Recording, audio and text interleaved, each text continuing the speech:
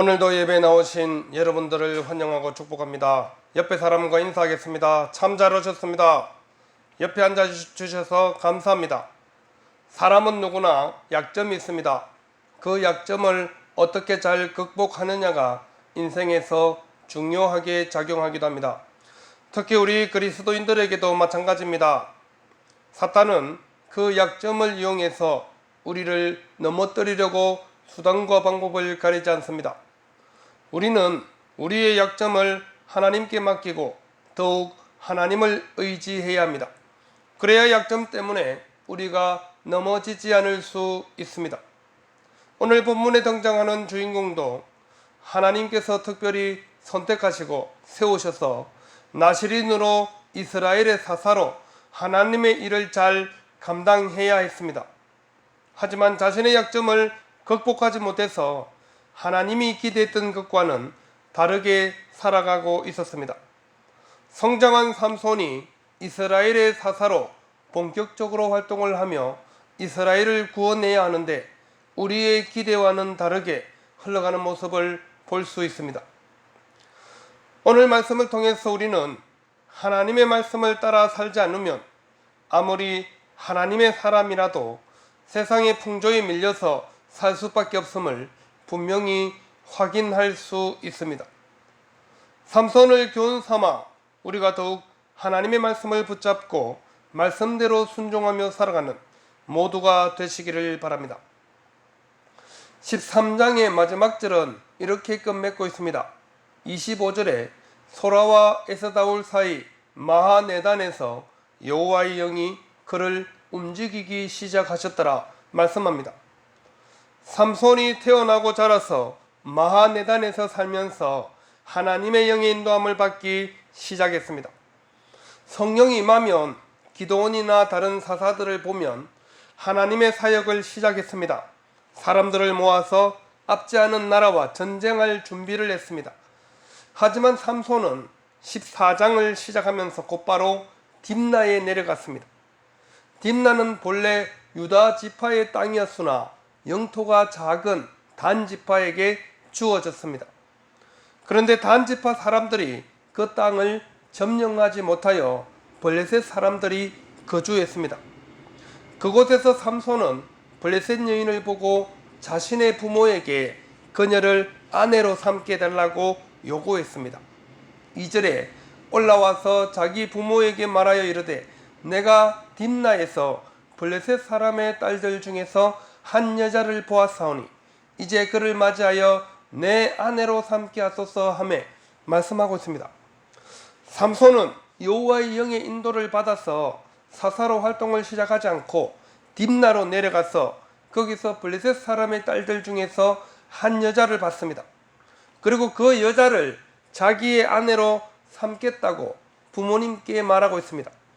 사실 이스라엘은 하나님께서 오래전부터 명령하신 말씀이 있습니다.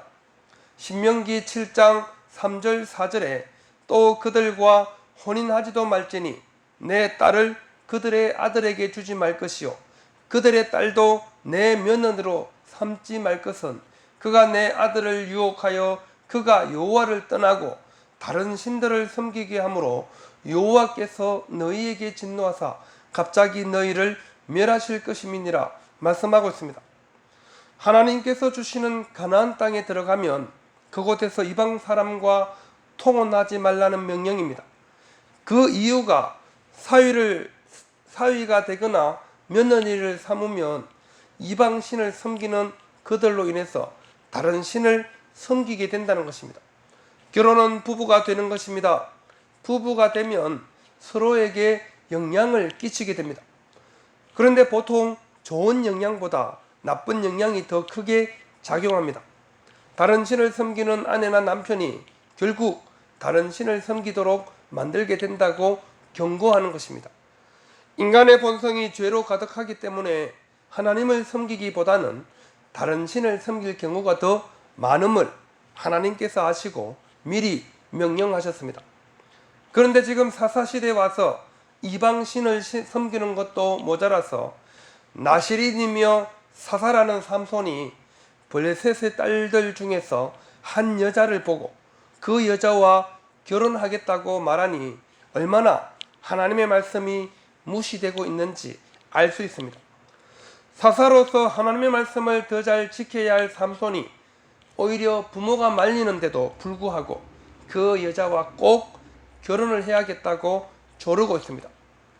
사사시대의 특징인 자기 소견에 좋은 대로 행하는 것이 그대로 적용되고 있습니다. 자기 눈에 좋게 보이는 대로 결정하고 선택한다는 것입니다. 사사인 삼손도 여기에 예외는 아니었습니다. 시대의 풍조에 동화되어서 그냥 자신이 원하는 대로 자기 눈에 좋게 보이는 대로 결정하고 행동하는 것입니다.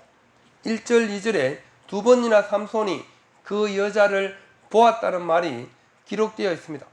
3절에는 부모가 말리는데도 불구하고 그 여자와 결혼하려는 이유를 삼손은 이렇게 설명합니다. 내가 그 여자를 좋아하오니 나를 위하여 그 여자를 데려오소서 하니라.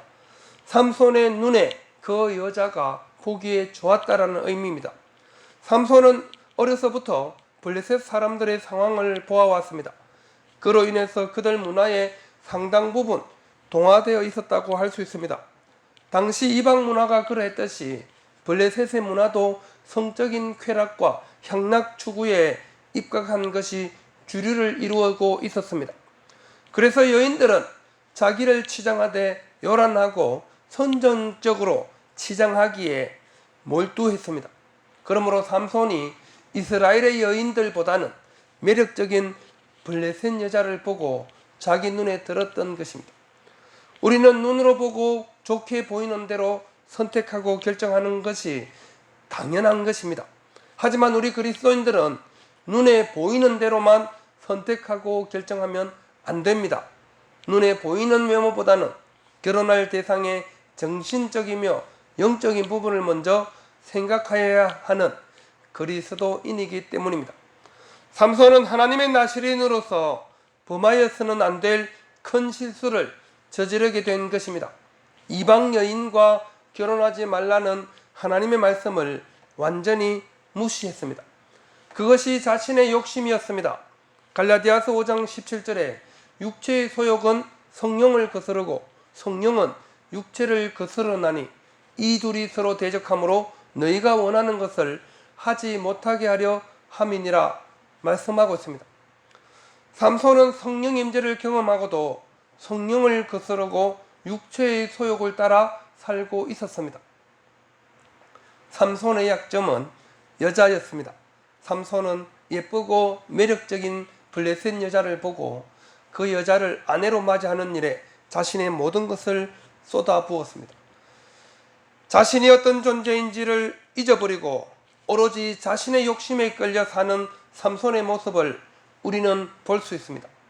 이런 삼손을 하나님은 선택하셨고 그를 통해서 하나님의 일을 계속 진행시키려고 하심을 우리는 확인할 수 있습니다. 4절에 그때 블레셋 사람이 이스라엘을 다스린 까닭에 삼손이 틈을 타서 블레셋 사람을 치려 함이었으나 그의 부모는 이 일이 여호와께로부터 나온 것인 줄은 알지 못하였더라. 이 구절을 잘못 읽으면 삼손이 블레셋 여자와 결혼하는 것이 하나님의 계획처럼 착각할 수 있습니다. 하지만 삼손의 결혼은 순전히 삼손 자신의 욕심 때문입니다. 하지만 하나님은 그 욕심조차도 이스라엘을 구원하는 일에 사용할 계획을 세우고 있다는 사실입니다.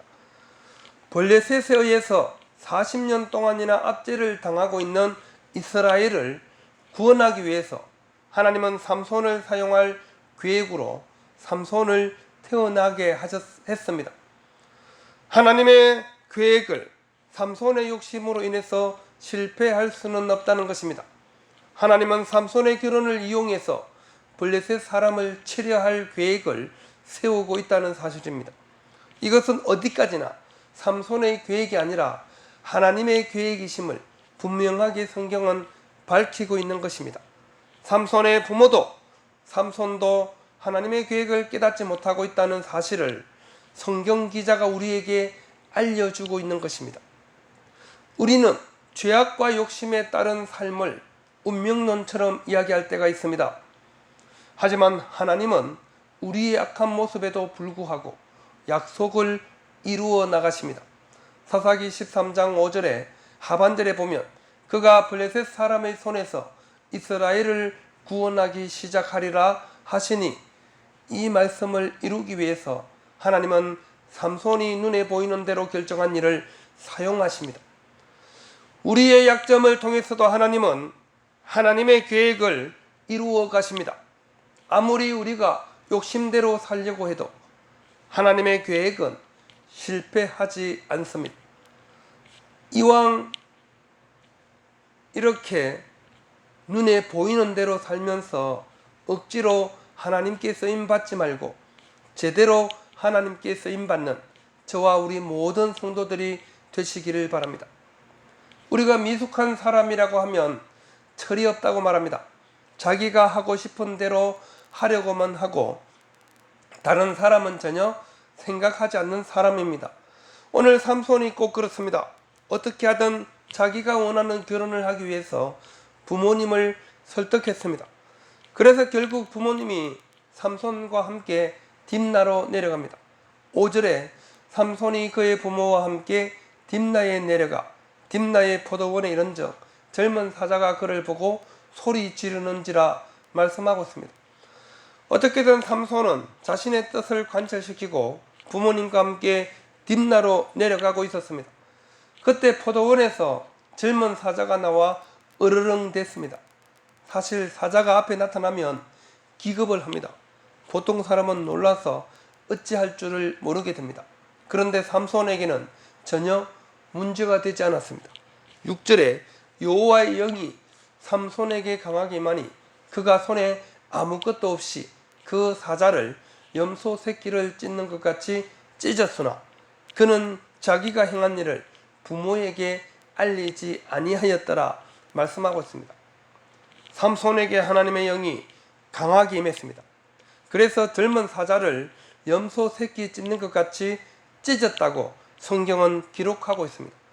보통 사람들은 생각도 할 수 없는 초인의 힘을 하나님께서 삼손에게 주셨습니다. 그리고 삼손은 사자를 죽임으로써 그 힘을 확인했습니다. 삼손은 자신의 욕심을 따라 살다가 젊은 사자를 만나는 위기를 만나지만 하나님의 영이 강하게 임하심으로 인해 그 위기를 벗어날 수 있었습니다. 하나님은 하나님이 선택한 사람을 반드시 도우시고 함께 하시는 분이십니다. 비록 하나님의 뜻에 벗어나 거릇된 길로 향하여 가고 있었지만 삼손을 그냥 내버려 두지 않으셨습니다. 이것이 바로 하나님이 일하시는 방법입니다. 하나님은 비록 삼손이 자기가 하고 싶은 대로 결정하고 행동하지만 그에게 능력을 주어서 위기를 잘 벗어나게 하십니다. 또한 사자를 죽임으로써 자신의 능력이 얼마나 되는지 확인도 시켜주시는 것입니다. 하나님은 자신이 택한 사람을 그냥 혼자 두지 않습니다. 인도하시고 도와주시고 능력을 부어주시는 하나님이십니다.